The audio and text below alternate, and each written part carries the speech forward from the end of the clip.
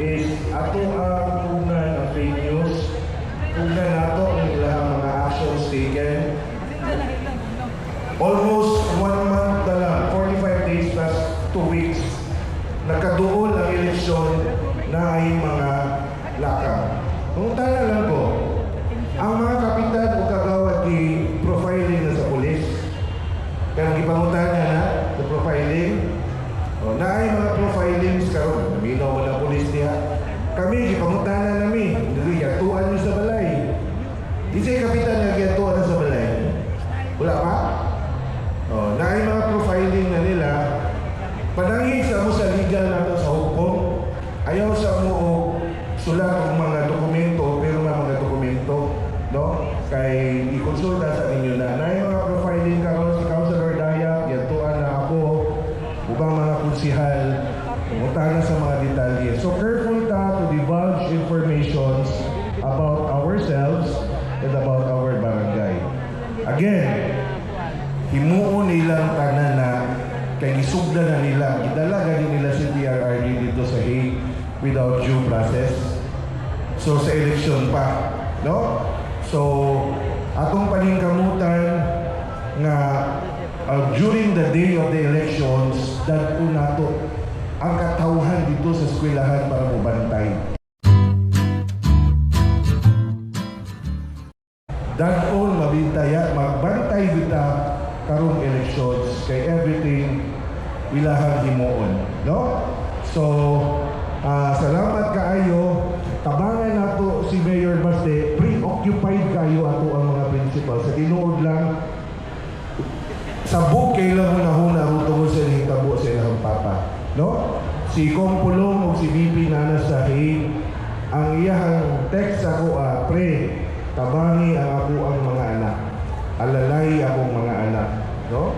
So, hangyo po ninyo, ibalik na po sa inyo alalayan nato atong mga kandidato, especially si PRRD, palakpakan nato, si Baste, si Omar, si Rigo, ang ubang humpong candidates nato. Huwag mo tayo kwarta, tama? Pero ang ato ang mga agi, ang agi ninyo sa barangay mo natong puhunan diha. Diri ma-testingan yun kung unsa yun ang dabawen nyo. Unya, second sa among na-discuss is it should be landslide yun ang kadaugan sa ato ang barangay. Kabalo na mong ano, yung bakog na himuon sila, dili maapsan na nato ang boto. Tama? So, landslide lang.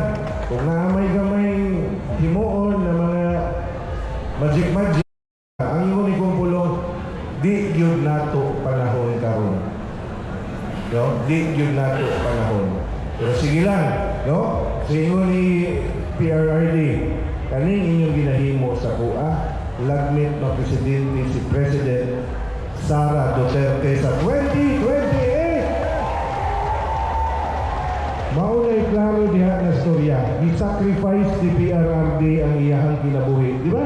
Kabalo naman siya kadakpon siya ni uli pag sa Pilipinas. Kabalo na siya, no? Pero nakita na to, compose and relax si PRRD, no? Ang naglingkod, isakay sa ilaha, naglingkod sa aeroplano, nagdi-4 pa yun. No? So ato alang good health lang, no? Good health.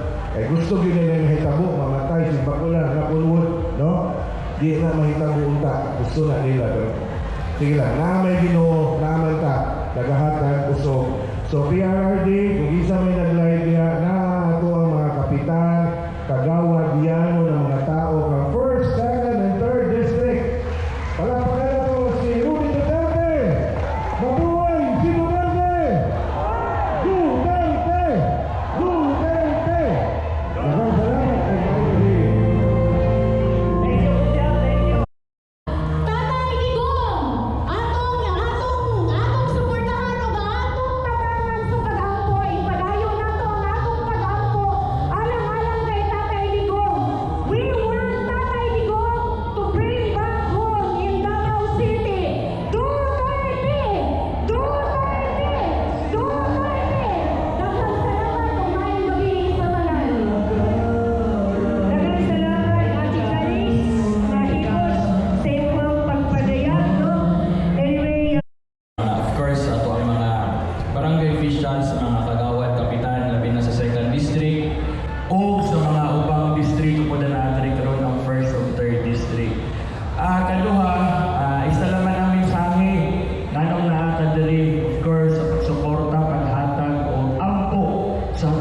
pinalanggang Tatay Digong PRD. No, kami mga konsihal, of course, si Konsehal Bayan Alejandro kahapon, nag-session yun me. And then, during sa among session, nakita ng balita na mauto, iat na nato ang Tatay Digong dito sa Naiiya. Wa na yun may ganahe human sa among session. Iputol na yun namo kay tungod, naluyag yun may sa mga panghitabo. No? Ani lang ang ganyan storya, ganyan to 2022, nabudol yun ta ni BBM o ni Tambang Los. Karon ilang gibuhat sa ato ang Tatay Digong, no? Political pressure man yun ni pagduot, pagpanghadlok, pangpadaot, kaya wala pa kung sila nakita, no? Pag-abot sa 2028, dako magod kayo tsansa na mahimong presidente si Mayor Inday Sara Duterte. Daog ang syudad sa Davao, labi na ang pamilyang Duterte. Karon hitabo na yun ang ginahadlokan sa tanan. Naanak yun si Tatay Digong dito sa padulong pa di ay, no? Kay 6 hours man iyang layover dito sa Dubai. Ang estimated time maabot si Tatay Digong sa Netherlands is 12 a.m. or 1 a.m.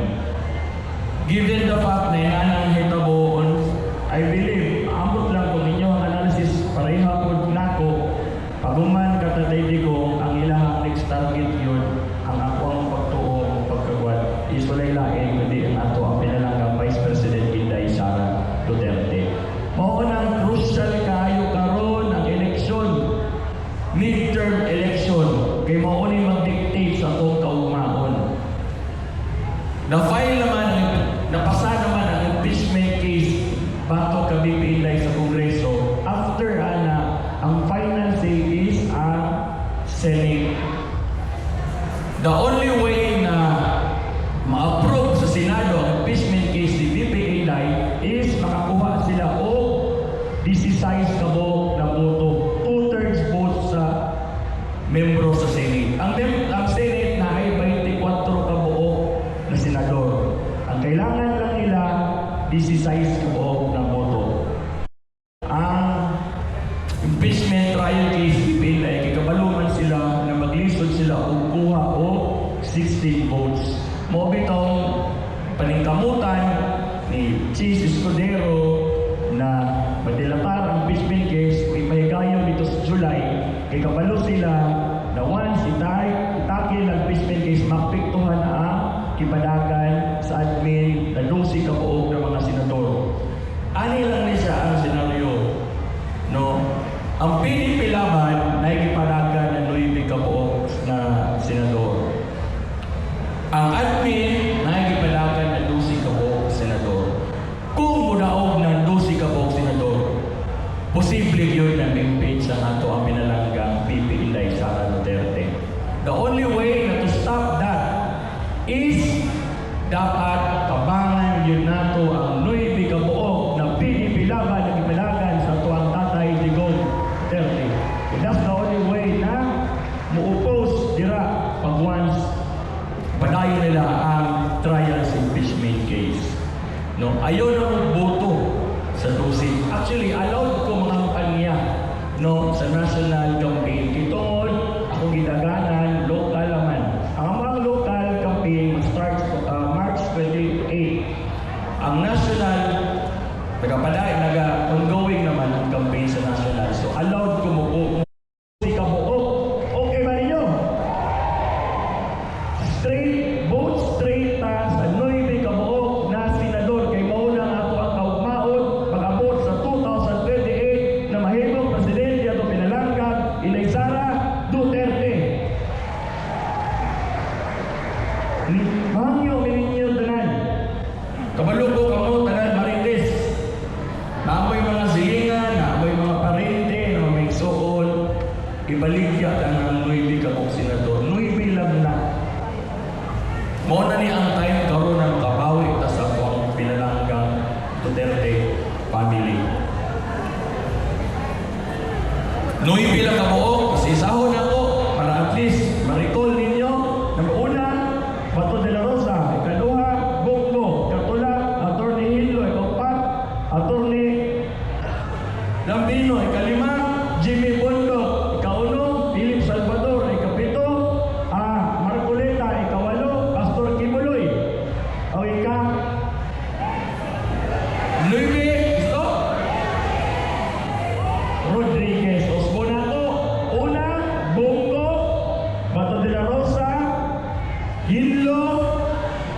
Rodriguez, Richard Mata, ay kalimutan po ko. Kasi muna itong balik. Unahan na natin hinayon ng nato. Ikatulo, Marcoleta. Ikaupat, Jimmy Bundo. Ikalima, Philip Salvador. Ikauno, Lambino. Lambino, ano siya, no? Ikapito, Hinlo. Ikawalo, Marcoleta. Ikanuimpi, si Pastor Kibuloy. O Richard Mata o si Alan Kapuyan. Ang yun lang ninyo na wala na tayo lahat ito, kulit ka na kag yung loyalty. So kaniyong tanan, no? Ang yun may usap, no? Walay lahat usog. Ang nato ang may igo lang yun na mabuhat karon is matampo ta sa Ginoo. Kay tampo sa Ginoo, kusog kayo na balik sa tuwa. I-pray lang yun nato. Kabalo ko, si Tatay Digong, kaya ka na niya. Kaya ka na niya. Daong-daong mo niya makalaban dira. But the only concern lang yun is na niya atong health resource atong Tatay Digong. Kaya nato Tatay Digong, mag-80 anyos din ta. So, ang iyo ninyo,